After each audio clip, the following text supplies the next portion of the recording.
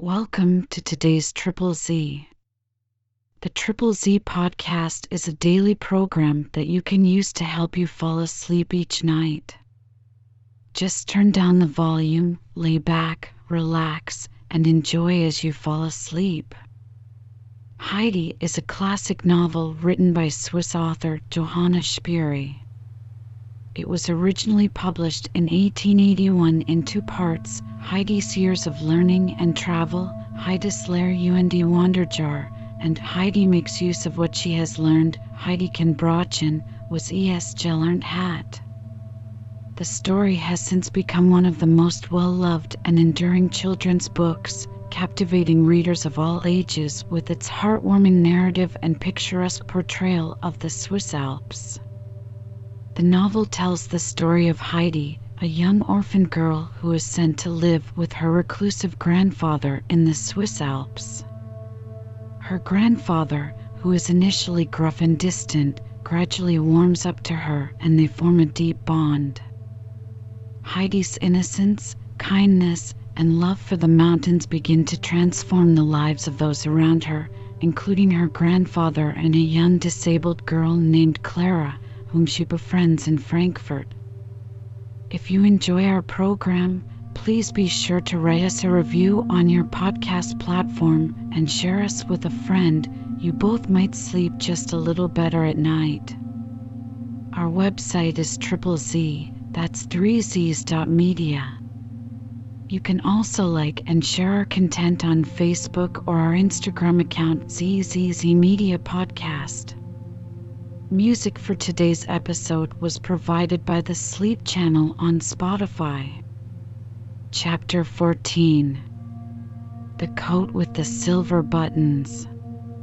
The next afternoon, Heidi was standing under the waving trees waiting for her grandfather, who was going down with her to grandmother's and then on to Dörfli to fetch her trunk. She was longing to know how grandmother had enjoyed her white bread and impatient to see and hear her again. The grandfather came out, gave a look round, and then called to her in a cheerful voice, "Well, now we can be off." It was Saturday, a day when Uncle made everything clean and tidy inside and outside the house. He had devoted the morning to this work so as to be able to accompany Heidi in the afternoon, and the whole place was now as spick and span as he liked to see it. They parted at the grandmother's cottage and Heidi ran in. The grandmother had heard her steps approaching and greeted her as she crossed the threshold. "Is it you, child? Have you come again?" Then she took hold of Heidi's hand and held it fast in her own, for she still seemed to fear that the child might be torn from her again. She told Heidi how much she had enjoyed the white bread and how much stronger she felt already for having been able to eat it, and then Peter's mother went on and said she was sure that if her mother could eat like that for a week, she would get back some of her strength. "I know, grandmother, what I will do," said Heidi eagerly. "I will write to Clara, and she will send me as many rolls again, if not twice as many as you have already, for I had ever such a large heap in the wardrobe, and when they were all taken away she promised to give me as many back, and she would do so, I am sure." "That is a good idea," said Brigitta, "but then they would get hard and stale. The baker in Dörfli makes the white rolls, and if we could get some of those, but I can only just manage to pay for the black bread." A further bright thought came to Heidi, and with a look of joy, "Oh, I have lots of money, grandmother," she cried gleefully, skipping about the room in her delight, "and I know now what I will do with it. You must have a fresh white roll every day, and 2 on Sunday, and Peter can bring them up from Dörfli." "No, no, child," answered the grandmother, "I cannot let you do that. The money was not given to you for that purpose. You must give it to your grandfather, and he will tell you how you are to spend it." But Heidi was not to be hindered in her kind intentions, and she continued to jump about, saying over and over again in a tone of exultation, "Now, Grandmother can have a roll every day and will grow quite strong again and, oh, Grandmother, she suddenly exclaimed, if you get strong everything will grow light again for you. Perhaps it's only because you are weak that it is dark. The grandmother said nothing. She did not wish to spoil the child's pleasure. As she went jumping about, Heidi suddenly caught sight of the grandmother's songbook, and another happy idea struck her. Grandmother, I can also read now. Would you like me to read you one of your hymns from your old book? Oh, yes, said the grandmother, surprised and delighted. But can you really read, child, really? Heidi climbed on a chair and lifted down the book, bringing a cloud of dust with it, for it had lain untouched on the shelf for a long time. She wiped it off and sat herself down on a stool beside the old woman and asked her which hymn she should read. What you like, child, what you like, and the grandmother pushed her spinning wheel aside and sat in eager expectation waiting for Heidi to begin. Here's one about the sun, Grandmother, I will read you that. And Heidi began, reading with more and more warmth of expression as she went on. The morning breaks, and warm and bright the earth lies still in the golden light, for dawn has scattered the clouds of night. God's handiwork is seen around, things great and small to his praise abound, where are the signs of his love not found? Joy shall be ours in that garden blessed, where after storm we find our rest. I wait in peace, God's time is best. The grandmother sat with folded hands and a look of indescribable joy on her face, such as Heidi had never seen there before, although at the same time the tears were running down her cheeks. Ah, Heidi, that brings light to the heart. What comfort you have brought me. And the old woman kept on repeating the glad words, while Heidi beamed with happiness. Someone now knocked at the window, and Heidi looked up and saw her grandfather beckoning her to come home with him. She promised the grandmother before leaving her that she would be with her the next day, and even if she went out with Peter, she would only spend half the day with him, for the thought that she might make it light and happy again for the grandmother gave her the greatest pleasure, greater even than being out on the sunny mountain with the flowers and goats. Heidi was so full of her morning's doings that she began at once to tell her grandfather all about them, how the white bread could be brought every day from Durfly if there was money for it, and how the grandmother had all at once grown stronger and happier, and light had come to her. If the grandmother won't take the money, Grandfather, will you give it all to me, and I can then give Peter enough every day to buy a roll and 2 on Sunday? But how about the bed? Said her grandfather. It would be nice for you to have a proper bed, and there would then be plenty for the bread. But Heidi gave her grandfather no peace till he consented to do what she wanted. She slept a great deal better, she said, on her bed of hay than on her fine pillowed bed in Frankfurt. So at last he said, the money is yours, do what you like with it. You can buy bread for grandmother for years to come with it. Heidi shouted for joy at the thought that grandmother would never need to eat hard black bread anymore, and oh, grandfather, she said, everything is happier now than it has ever been in our lives before, and she sang and skipped along, holding her grandfather's hand as light-hearted as a bird. But all at once she grew quiet and said, if God had let me come at once, as I prayed, then everything would have been different. I should only have had a little bread to bring to grandmother, and I should not have been able to read, which is such a comfort to her. So we will pray every day, won't we, grandfather, and never forget him again, or else he may forget us. And supposing one does forget him, said the grandfather in a low voice, then everything goes wrong, for God lets us then go where we like, and when we get poor and miserable and begin to cry about it, no one pities us, but they say, you ran away from God, and so God, who could have helped you, left you to yourself. That is true, Heidi. Where did you learn that? From Grandmama Cece Man. She explained it all to me. The grandfather walked on for a little while without speaking. Then he said, as if following his own train of thought, and if it once is so, it is so always. No one can go back, and he whom God has forgotten is forgotten forever. Oh, no, grandfather, we can go back, for Grandmama told me so, and so it was in the beautiful tale in my book, but you have not heard that yet. But we shall be home directly now, and then I will read it you, and you will see how beautiful it is. And in her eagerness, Heidi struggled faster and faster up the steep ascent, and they were no sooner at the top than she let go her grandfather's hand and ran into the hut. The grandfather slung the basket off his shoulders, in which he had brought up a part of the contents of the trunk, which was too heavy to carry up as it was. Then he sat down on his seat and began thinking.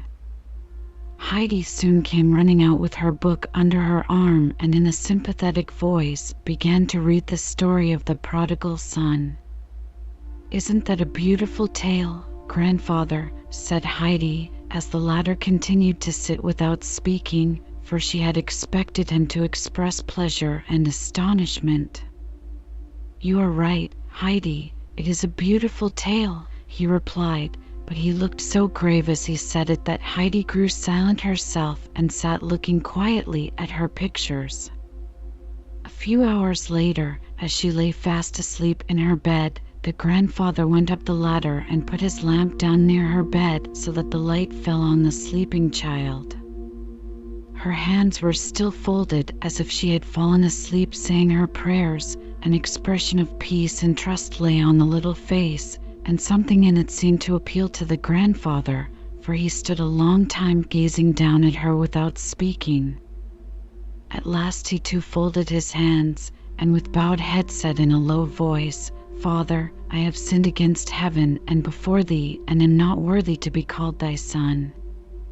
And 2 large tears rolled down the old man's cheeks.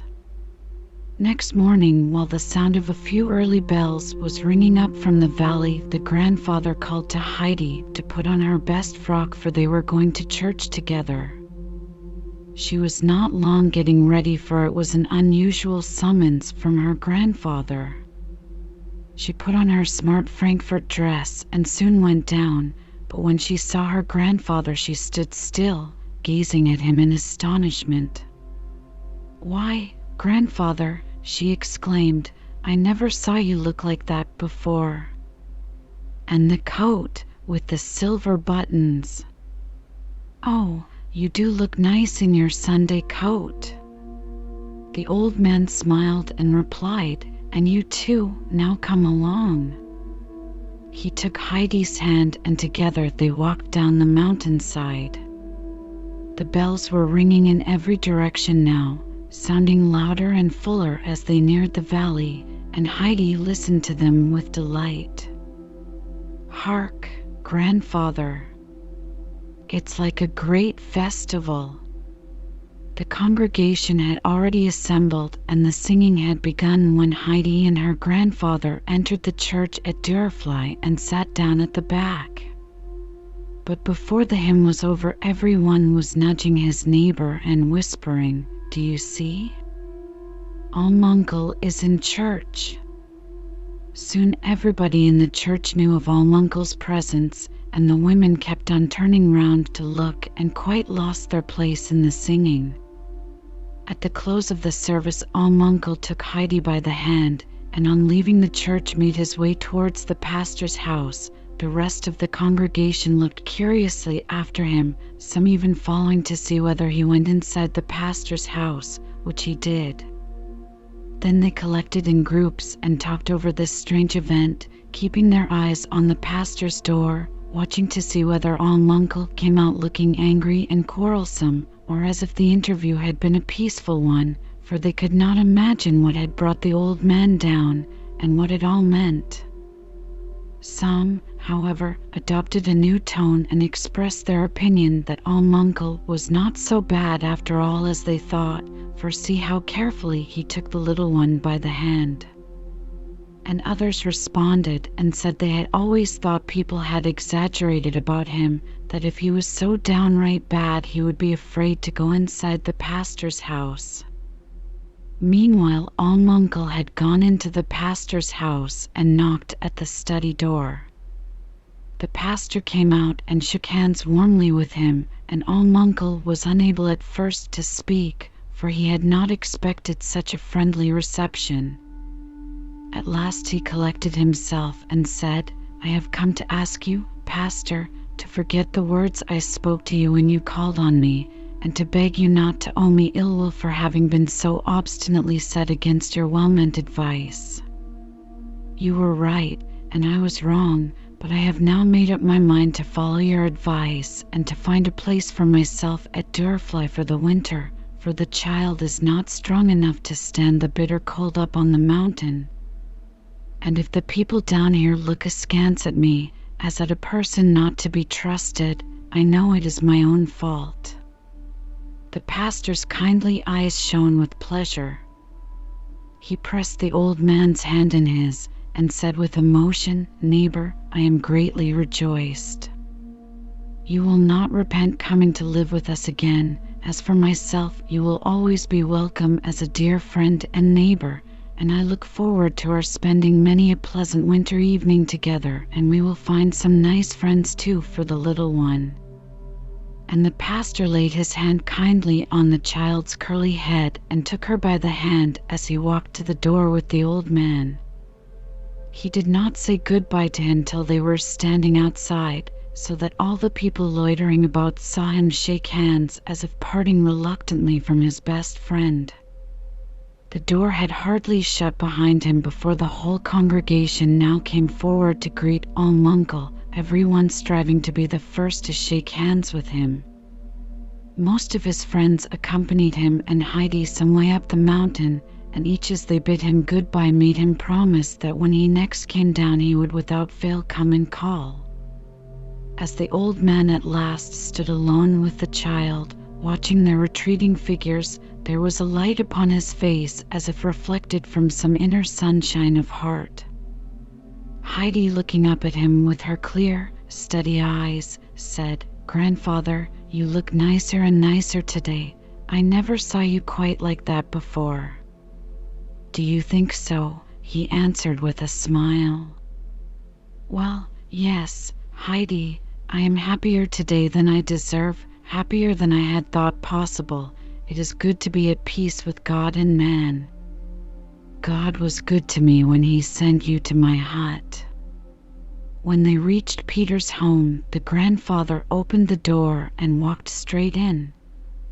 "Good morning, grandmother," he said. "I think we shall have to do some more patching up before the autumn winds come." "Well, if it is not Uncle," cried the grandmother in pleased surprise. "That I should live to see such a thing. And now I can thank you for all that you have done for me. May God reward you. May God reward you." She stretched out a trembling hand to him, and the grandfather shook it warmly. At this moment Peter rushed in, evidently in a great hurry, knocking his head violently against the door in his haste, so that everything in the room rattled. Gasping and breathless, he stood still after this and held out a letter.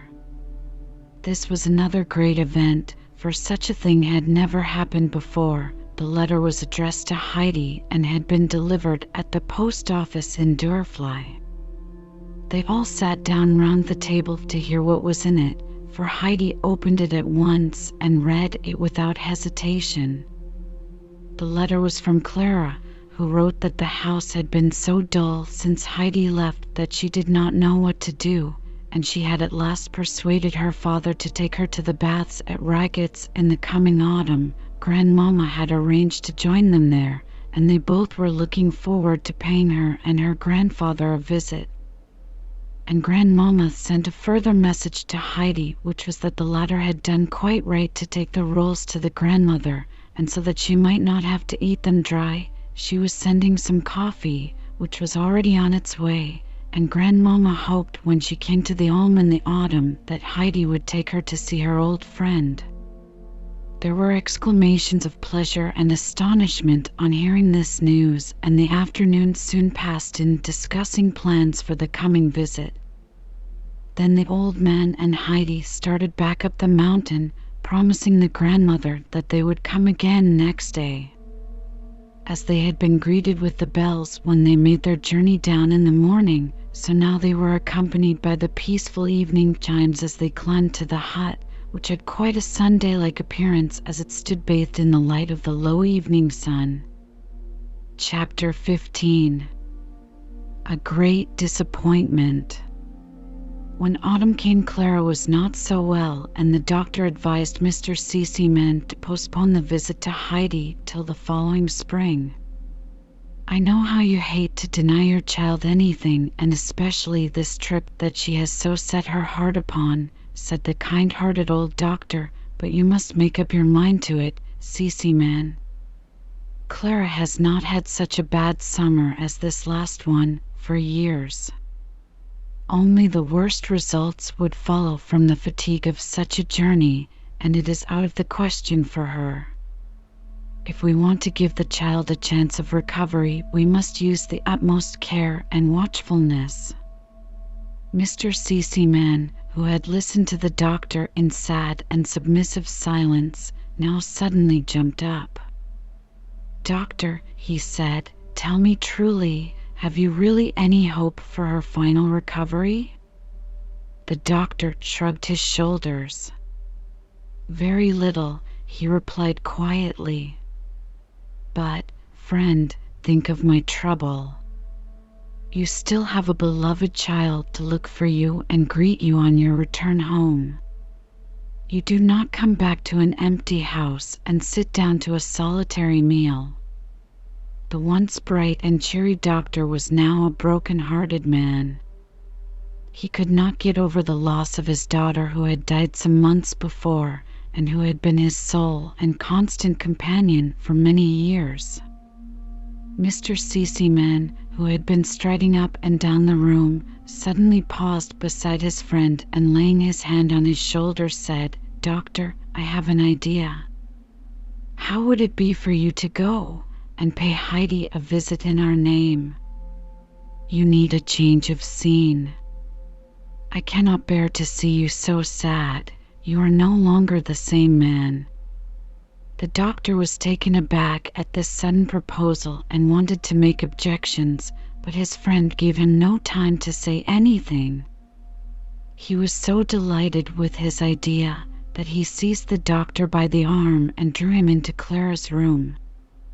She held out her hand to him as he came up to her. He took a seat beside her, and her father also drew up his chair, and taking Clara's hand in his, began to talk to her of the Swiss journey and how he himself had looked forward to it.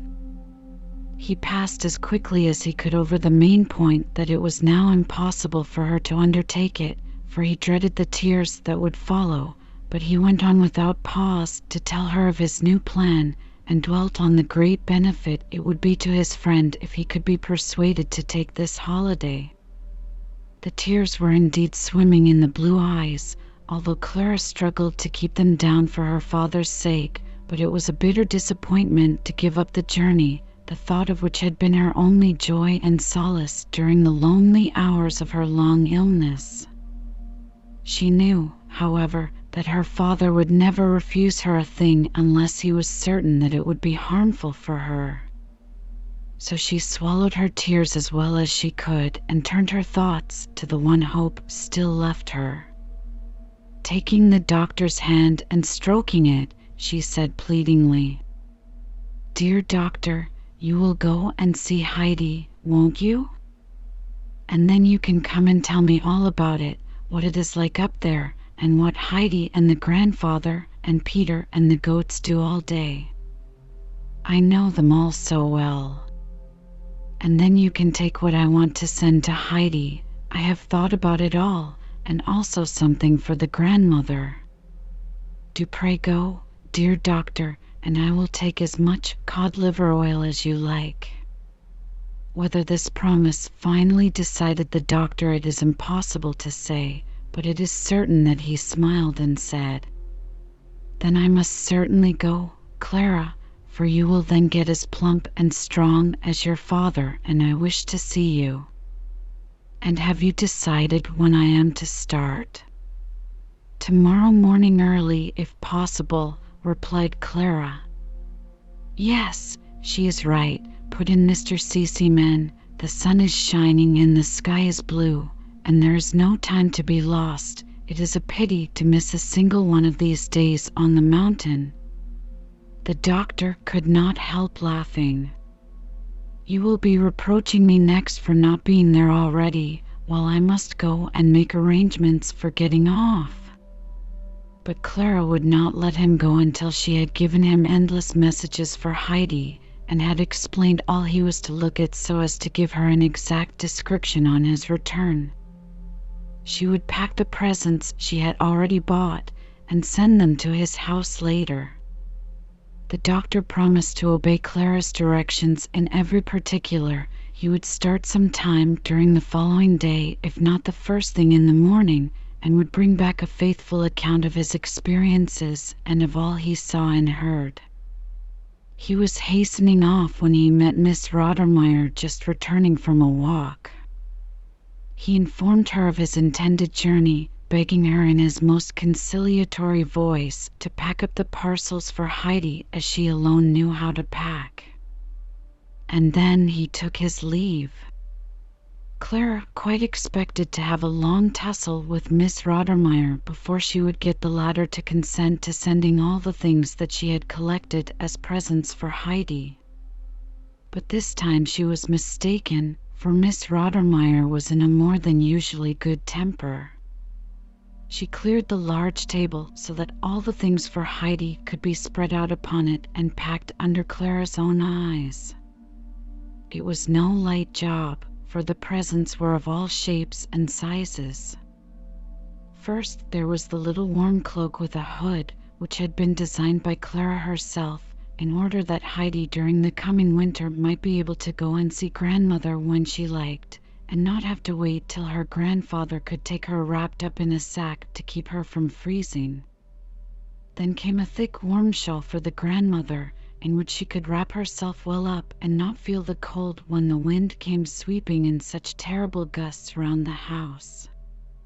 The next object was the large box full of cakes. These were also for the grandmother, that she might have something to eat with her coffee besides bread.